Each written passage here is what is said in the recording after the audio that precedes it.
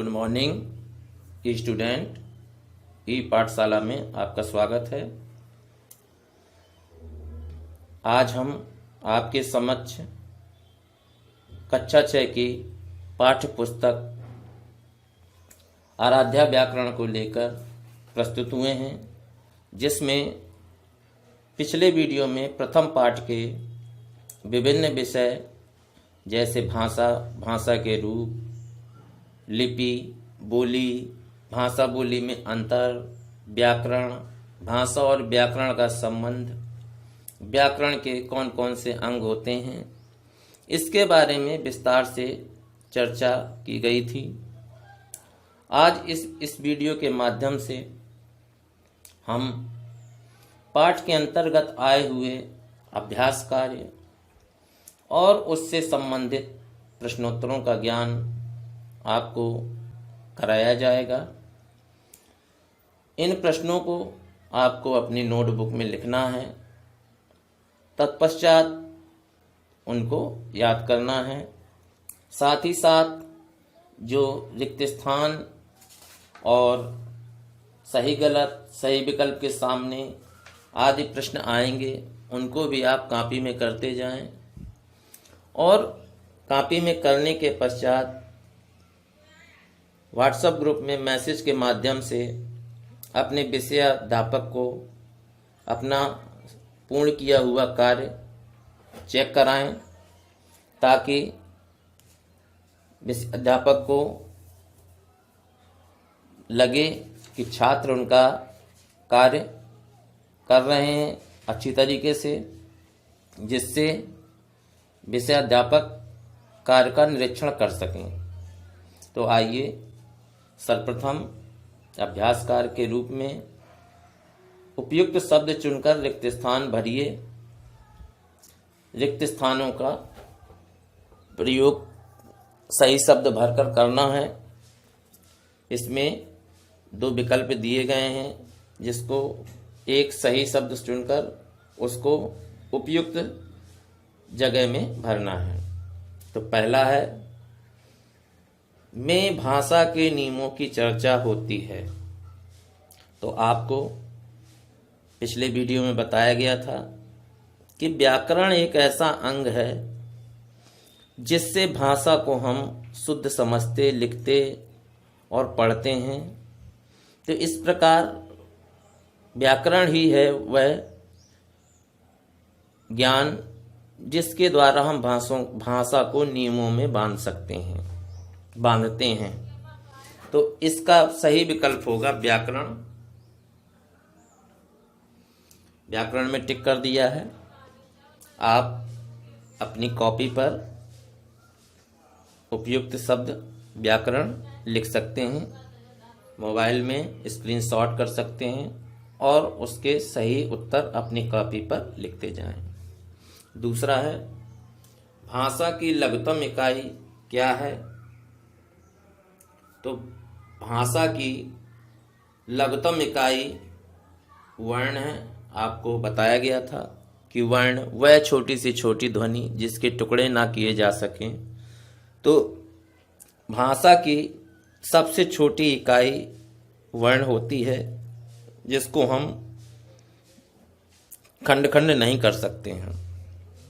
तीसरा है, ध्वनियों को लिखने की विधि कहलाती है। ध्वनियों को लिखने की विधि कहलाती है। तो इसका उत्तर देवनागरी या लिपि। तो हम पाठ में जान चुके हैं कि ध्वनि चिन्हों को लिखने की कला लिपि कहलाती है। तो इसका सही उत्तर लिपि होगा। चौथा नंबर है, भोजपुरी है भाषा या बोली? तो आपने पाठ के अंतर्गत जाना था कि भाषा एक विस्तृत भूभाग पर बोले जाने वाली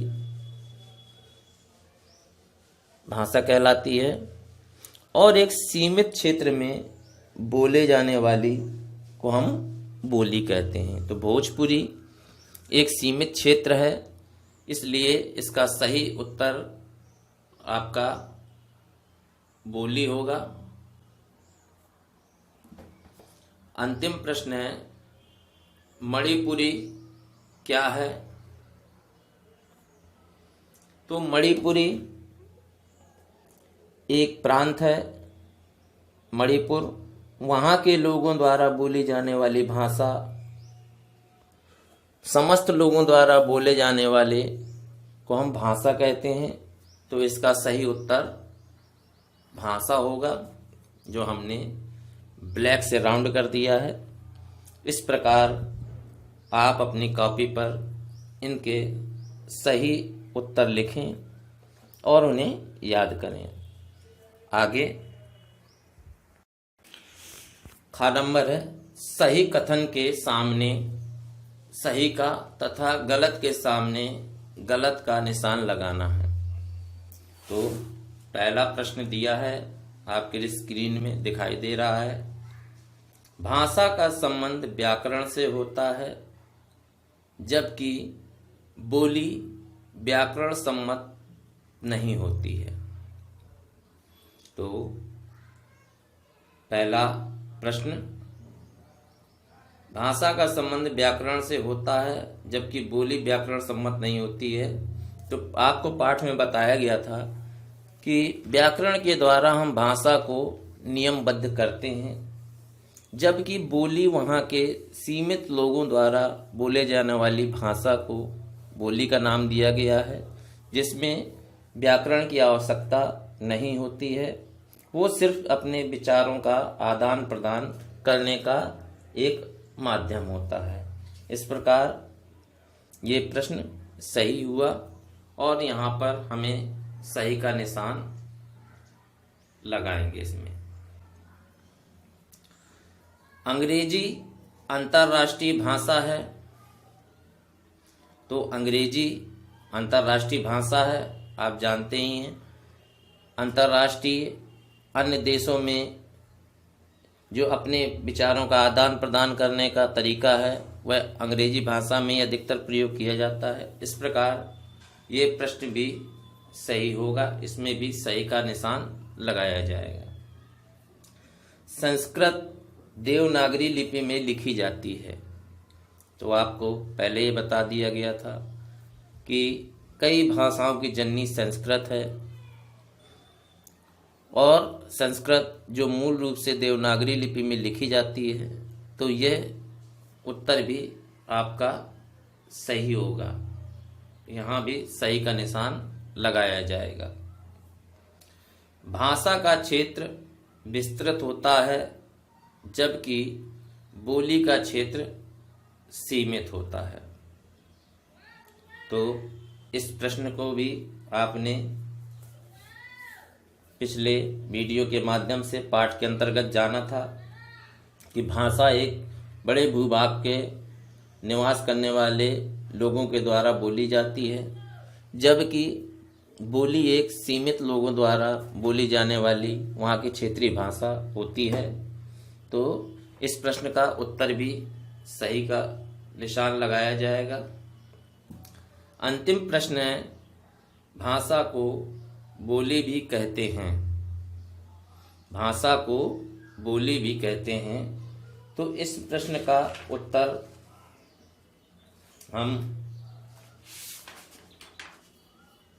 कह सकते हैं कि सही है, भाषा को बोली भी कहते हैं, लेकिन वहाँ के क्षेत्रीय रूप को तो इस प्रश्न का सही उत्तर नहीं मानेंगे और इसमें क्रॉस का निशान लगा देंगे। अगला प्रश्न है अगली एक्सरसाइज के रूप में, सही विकल्प के सामने सही का उत्तर लगाना है। यहाँ पर प्रस्तुत प्रश्न में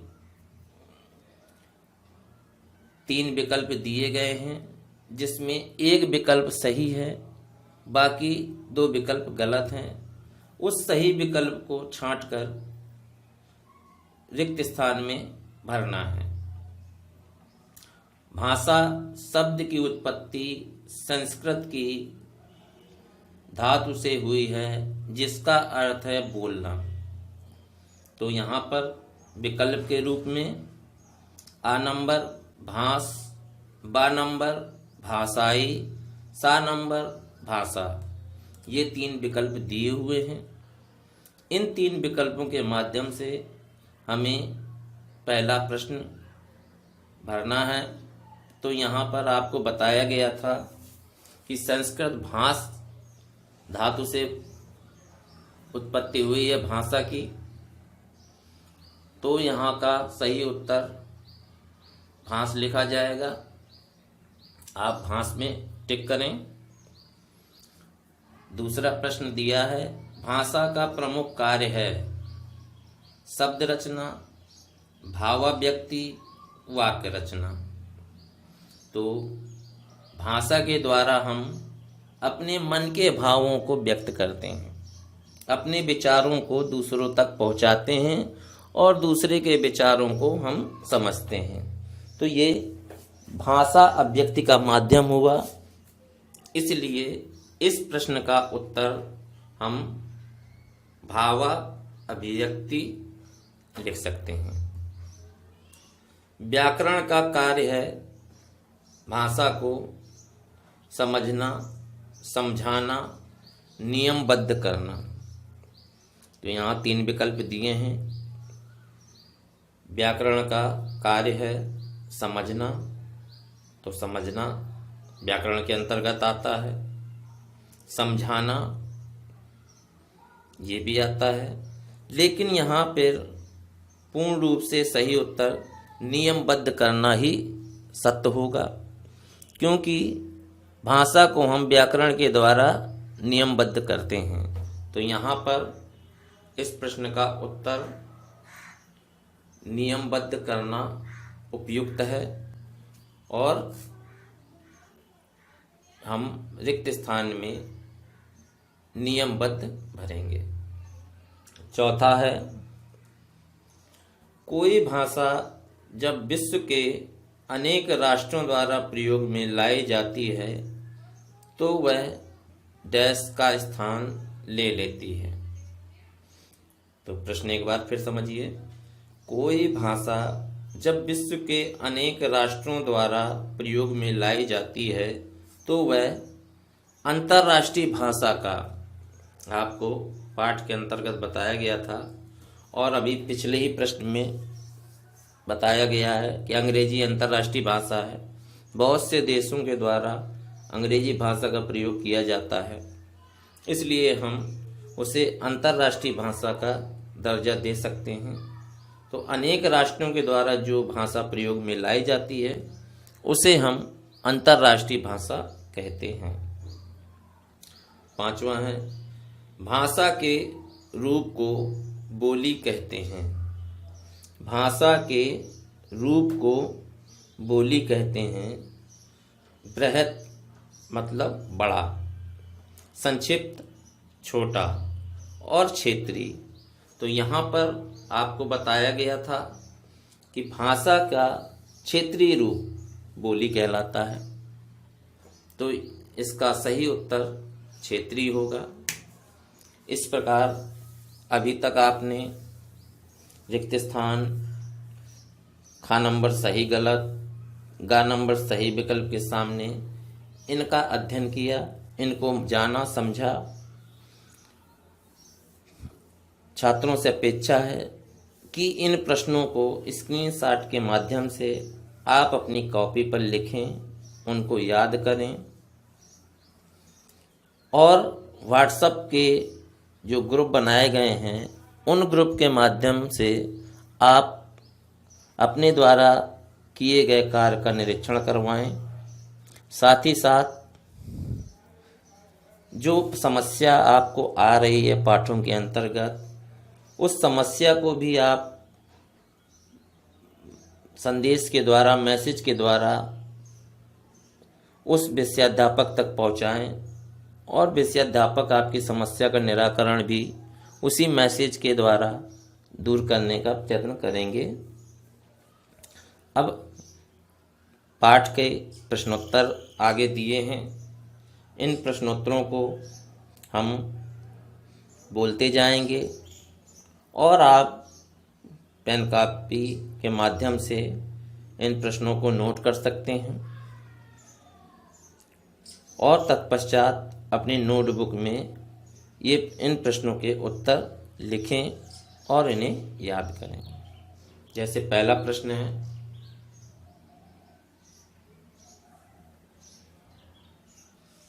निम्नलिखित प्रश्नों के उत्तर लिखिए। भाषा किसे कहते हैं, इसके भेदों को स्पष्ट करिए।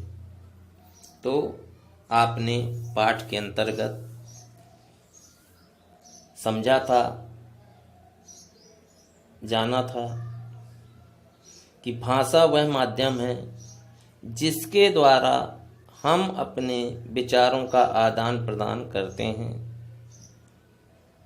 या कह सकते हैं कि भाषा वह भावाभिव्यक्ति का वह माध्यम जिसके द्वारा हम अपने विचारों का आदान प्रदान करते हैं, उसे भाषा कहते हैं।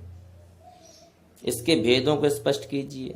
तो आपको पढ़ाया गया था कि इसके भेदों के रूप में लिखित, मौखिक 2 भेद हैं। इनको आपको जानना है और अपनी कॉपी पर लिखना है। तो इस प्रश्न का उत्तर लिखें। जो छात्र कॉपी में लिखें, हम बोलते जा रहे हैं, वह लिखते जाएं। भाषा वह साधन है जिसके द्वारा हम बोलकर या लिखकर अपने भाव या विचार दूसरों तक पहुंचाते हैं तथा दूसरों के भाव और विचार सुनकर या पढ़कर ग्रहण करते हैं। एक बार पुनः सुन लें। भाषा वह साधन है जिसके द्वारा हम बोलकर या लिखकर अपने भाव या विचार दूसरों तक पहुंचाते हैं तथा दूसरों के भाव और विचार सुनकर या पढ़कर ग्रहण करते हैं। तो आपने पहला प्रश्न का उत्तर जाना। भाषा के उसी में प्रश्न में भाषा के भेदों को स्पष्ट कीजिए। तो उसी प्रश्न के आगे भाषा के 2 भेद हैं, मौखिक भाषा नंबर 1, दूसरा लिखित भाषा। इस प्रकार पहला प्रश्न आपका कंप्लीट हुआ, पूर्ण हुआ। सभी छात्रों ने अपेक्षा है इसे लिखा होगा। दूसरा प्रश्न, भाषा और व्याकरण के संबंध को स्पष्ट कीजिए। तो भाषा और व्याकरण के संबंध को स्पष्ट करना है प्रश्न के माध्यम के द्वारा। तो इसका उत्तर छात्र लिखें। भाषा और व्याकरण में घनिष्ठ संबंध है। भाषा और व्याकरण में घनिष्ठ संबंध है। भाषा पहले बनती है तथा उसका व्याकरण बाद में रचा जाता है। भाषा पहले बनती है तथा उसका व्याकरण बाद में रचा जाता है। व्याकरण के द्वारा भाषा के लिए नियम बनाए जाते हैं। व्याकरण अपने नियमों द्वारा भाषा की अशुद्धता दूर करके उसे नया और संवरा रूप प्रदान करता है। इस प्रश्न का उत्तर एक बार पुनः सुन लें।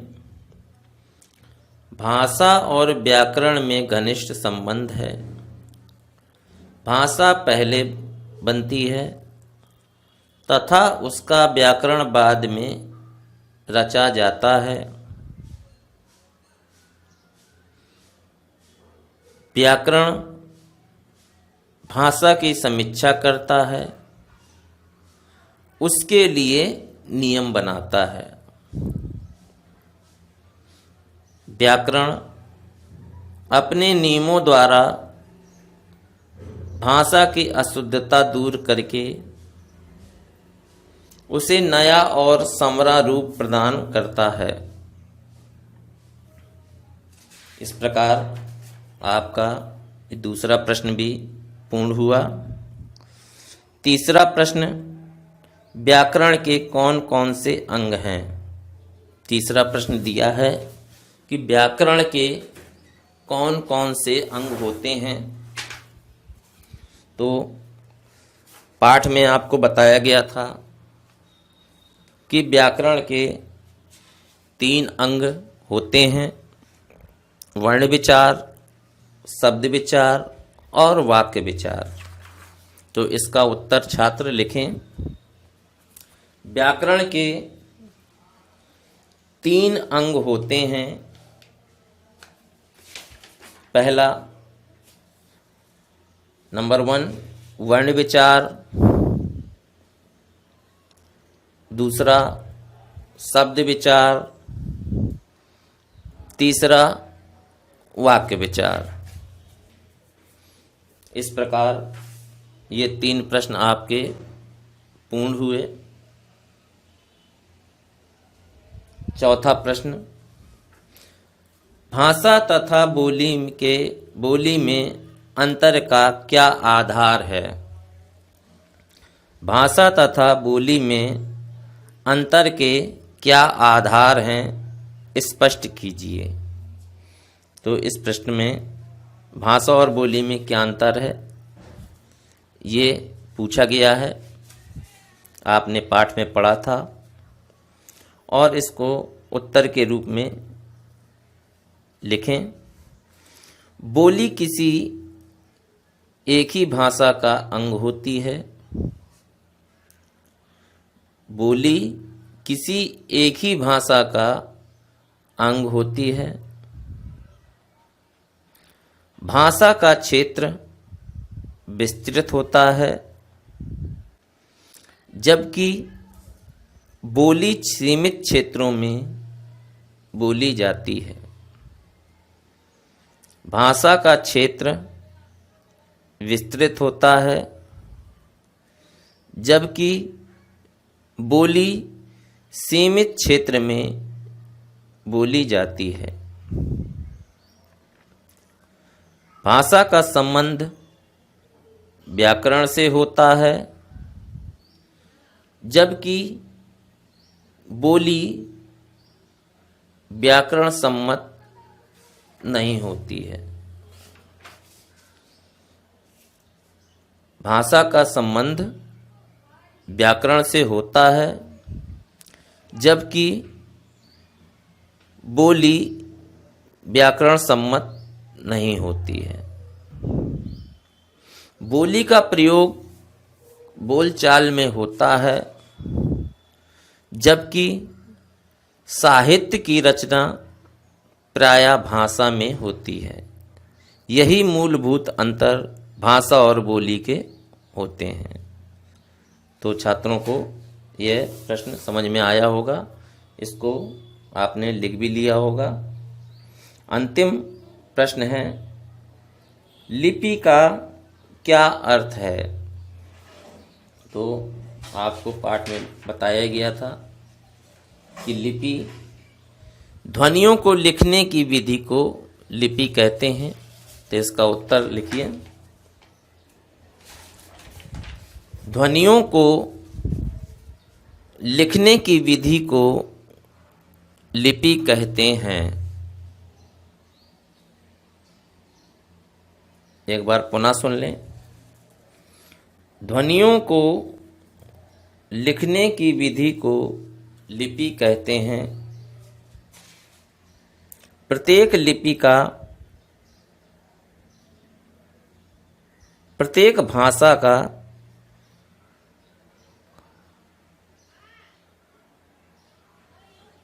अलग अलग लिपियों के द्वारा